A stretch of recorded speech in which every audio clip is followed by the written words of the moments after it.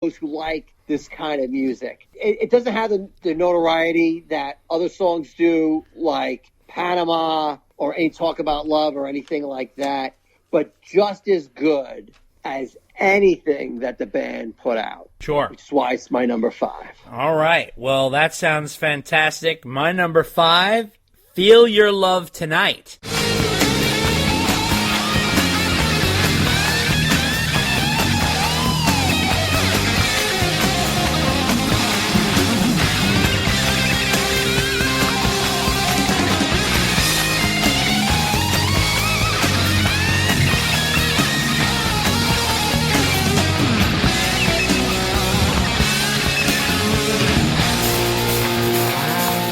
And this is what I'm talking about. So I want you to put on your earphones and listen from 2 minutes and 37 seconds to 3 minutes and 5 seconds. If you listen in your earphones, you will hear Ed playing guitar 2 different ways, one in one ear and one in the other. He's playing this incredible rhythm playing along with this beautiful soloing simultaneously on the track. And I really...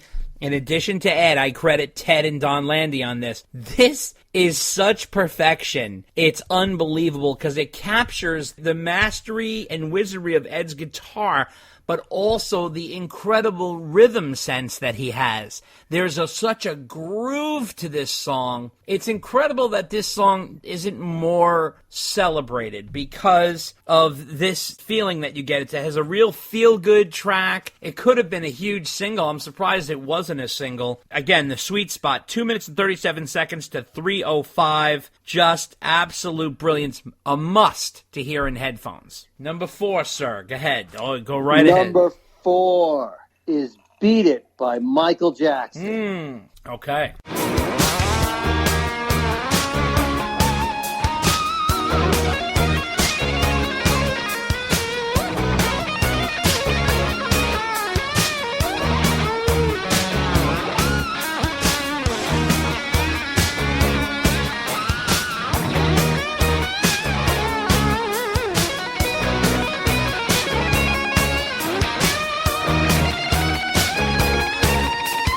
Obviously, it's Ed soloing on this. Right. A great Ed solo, but really you cannot underestimate his input and his effect into this song and how it helped Michael Jackson's album become the monster it was. Right. That's true. That's the truth. And, of course, there's always the crazy part that Ed did it for free. Yep. That's true. But that's a testament to the kind of guy he was. Right. Quincy Jones asked him to come on down, do it, did it for a favor. Ed came down, did the solo, made a suggestion about rearranging the song a little bit for the solo, and that was it. I think he was done in like half an hour or something like that. Unbelievable. Right, but you cannot take away, like, it really helped set Van Halen up for 1984. Right. Because by the time that album came out, not that nobody knew who Van Halen was. Right.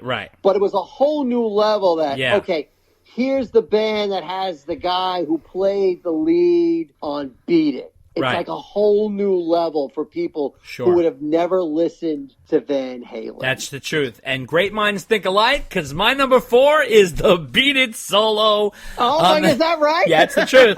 That's the truth. Everything Dave said was like literally right out of my own thoughts. This solo was so identifiable. It was incredible. It completely elevated the song and elevated Ed as a signature player and, like Dave said, the band's status. So it brought the band to a whole new audience, and it also brought Michaels to a whole new audience. So, like, kind of both sides. Van Halen got more open to the pop side, and Michael Jackson got more exposed to the rock side. This is as key as sort of like the Run DMC, Aerosmith, Walk This Way combination, because it really has that duality to it. You know what I mean? Run DMC had a huge hit with Walk This Way, breaking, mixing rap and rock. and then you also brought Aerosmith back from the dead, and there was a lot going on there. This is unbelievable because it elevated Eddie to such a degree. Everybody knew. I mean, the solo is almost like a hook. It's unbelievable. You could almost sing it. It's so well known. Every note is so well known, and it was such a incredible part. I'm actually surprised he wasn't in the video. You know what I mean? But it really is. It's the part of the video where they're doing the actual gang fighting, which is kind of cool. But the innovation here was such a huge help. And like Dave said, it really set the stage for 1984 because Thriller was released, I believe, at the very, very tail end of 82, so it's almost basically 83. And then it kind of rode that whole wave and MTV blowing up, and oh my God. So it really just exploded everything. Now, Michael Jackson tried to recreate this with Steve Stevens with Dirty Diana in 1987, and he had a hit song with it, but it wasn't Beat It. And he did the same thing with Slash with Give In To Me, late 91, I think, when it came out. You know, that was fantastic too, but it wasn't Beat It. Beat It stands on its own, not only as a song, but that solo was just incredible and inspired so many people to pick up the guitar and opened the rock guitar to so many different elements, and so many people knew Van Halen more than they ever did before that. So yeah, great minds, Dave. Number 4, linked up there for a minute. Look at that. Look at that. There you go. All right, your number 3. My number 3 is Mean Street. Ooh. Off the Fair Warning. Oh boy.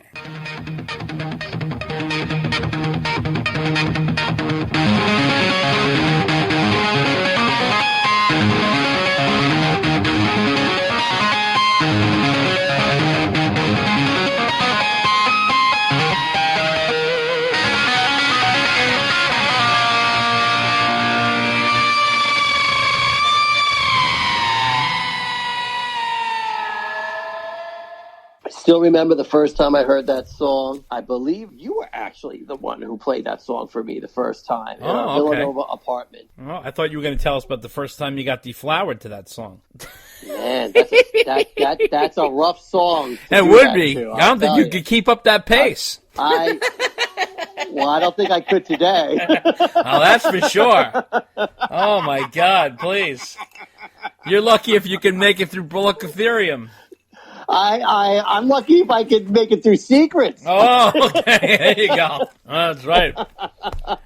That's right. But anyway, But Mean Street, man, that intro, the fade in with that intro, and then that riff, and then they just go into it, and then they have the break in between, and then the outro where Ed, again, some overdubbing going on there, but man, just wailing away at that song. Again, he just makes it sound so easy. Yeah, he does. But this is just another one of those kick-ass Van Halen songs. Ed, you know, he's riffing away at one point. Again, rhythm guitarist. And again, just like a great kick-ass rock song. The guy could write great rock songs. Yep, that's for sure. You know, Dave could throw lyrics and a vocal melody over. Yeah. And Ed was the real deal, man. He made it look easy. He could write them. He could play them. You know, just so good. Just one of those songs. You want to know what Van Halen's about? Like, this is one of those songs.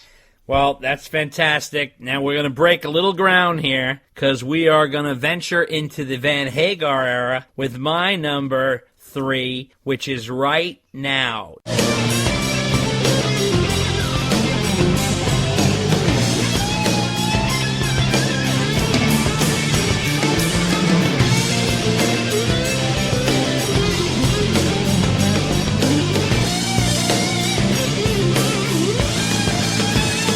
Now, before anybody says anything, you got to hear me out. I realize this is a really big hit song, but I have my reasons, so now listen to me. What is so incredible about this song is multiple things. It is the perfect marriage of his guitar mastery and his incredible sense of piano soulfulness. The song has become a Van Halen anthem for sure, and has really stood the test of time. He wrote this melody in 1983 and pulled it out of the tapes from 5150, the lick, the hook, and used it for Unlawful Carnal Knowledge in 1991. The proof is that the man is sitting on a gold mine of God knows what kind of genius is in the walls of 5150. It also goes to show you that an old idea is not old. There's no such thing as old. That's why I always defend a different kind of truth, because an idea is an idea. It has no age. And right now, as time goes on, and if you listen to that song, you know,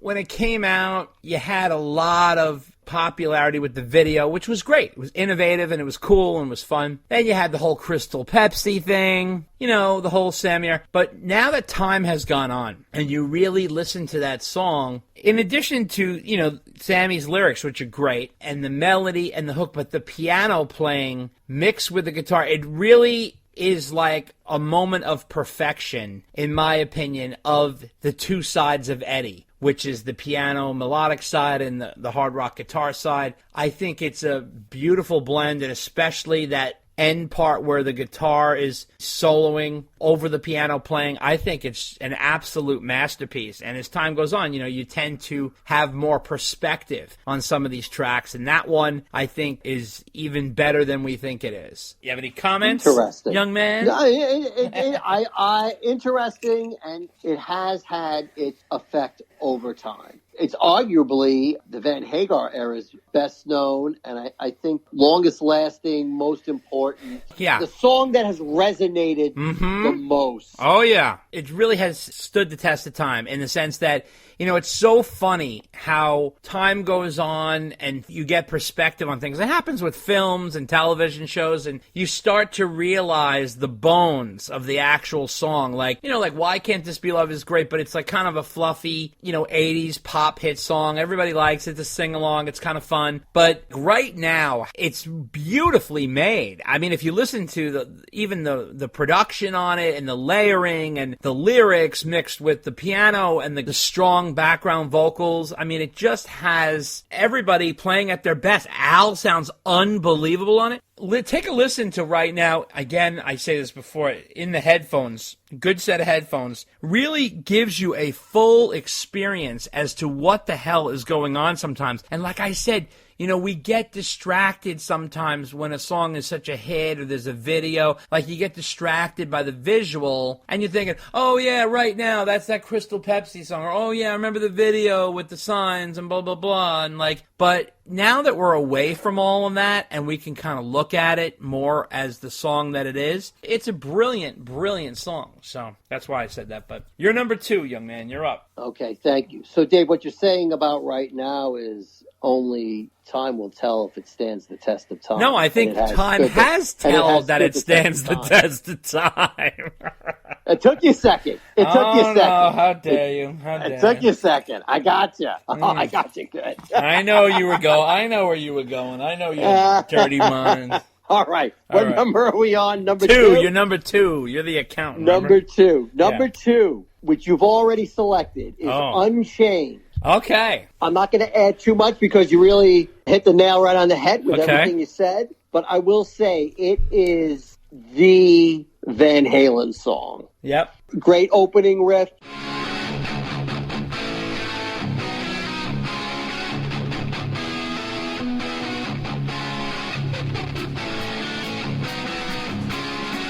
Ed's got like a flanger going on or something like that. I'm not a guitarist, but he's got a great effect. Obviously, we named the podcast after it, and just another great rockin' Van Halen song. Sure.